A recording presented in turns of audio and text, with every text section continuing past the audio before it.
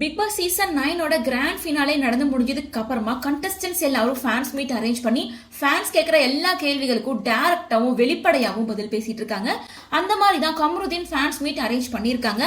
அந்த ஃபேன்ஸ் மீட்ல விஜய் பார்வதியை பத்தியும் எப்போ கல்யாணம் ஆக போகுது அண்ட் வினோத் கூட அவருக்கு இருக்க பாண்ட் அப்படின்னு பல விஷயங்களை வெளிப்படையா பேசியிருக்காரு.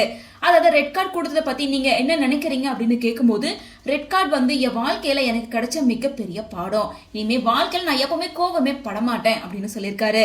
மேலும் நீங்க ரெட் கார்டு வாங்கினதுக்கும் பார்வதிக்கும் ஏதாவது சம்பந்தம் இருக்கா, அவங்க தான் காரணமா அப்படின்னு கேட்கும்போது, கண்டிப்பா கிடையாது. நான் டவுனா இருந்தப்பயும் சரி, எல்லா நேரத்திலயும் பாரு என் கூட இருந்திருக்காங்க. உங்களை பார்வதிக்கு எதிராக நிறுத்திட்டு இருக்காங்களா அப்படின்னு கேட்கும்போது, அவங்க பேச்செல்லாம் கேட்கணுன்ற அவசியம் எனக்கு கிடையாது. பாரு உண்மையிலேயே ஸ்ட்ராங்கான, போல்டான, இன்ஸ்பைரிங்கான பொண்ணு. மேலும் பார்வதி உங்களை பேட் டச் பண்ணிட்டேன்னு சொல்லி வந்த பிரச்சனையை பத்தி கேட்கும்போது, பார்வதி ஒரு நாளும் நான் தொட்டதை பேட் டச் அப்படின்னு சொல்லவே இல்லை. வயக்காடுல வந்தவங்க தான் அதை அப்படி பரப்பி விட்டுட்டாங்க. ஆனா நாங்க சரியான வார்த்தையெல்லாம் சொல்லியிருக்கணும். இதெல்லாம் நான் வெளியே வந்துதான் தெரிஞ்சுக்கிட்டேன்.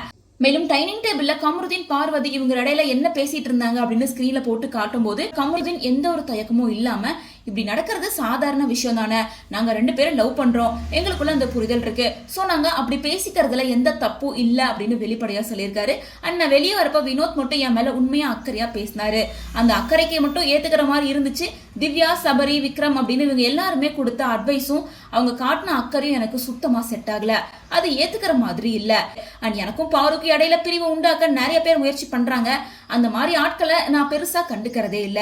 எனக்கு பாரு மட்டும்தான் முக்கியம். அடுத்த 1 வருஷத்துக்கு என்னோட வாழ்க்கை மற்றும் கெரியர்ல அதிகமா கவனம் செலுத்தணும்னு நினைக்கிறேன். நான் பாரோட நெருக்கமான தொடர்புல தான் இருக்கேன். ஆனா கல்யாணம் பண்ணிக்கிறதுக்கு முன்னாடி கொஞ்சம் காலம் 2 பேரும் ஒன்னா சேர்ந்து நிறைய டிராவல் பண்ணணும்னு ஆசைப்படுறேன். என் வாழ்க்கையில 2 பேருமே எனக்கு வேணும் அப்படின்னு சொல்லி பார்வதியும் கானோ வினோத்தும் என் லைஃப்ல ரொம்ப முக்கியமானவங்க, யாருக்காகவும் யாரையும் விட்டு கொடுக்க மாட்டேன் அப்படின்றத வெளிப்படையாவே பேசியிருக்காரு.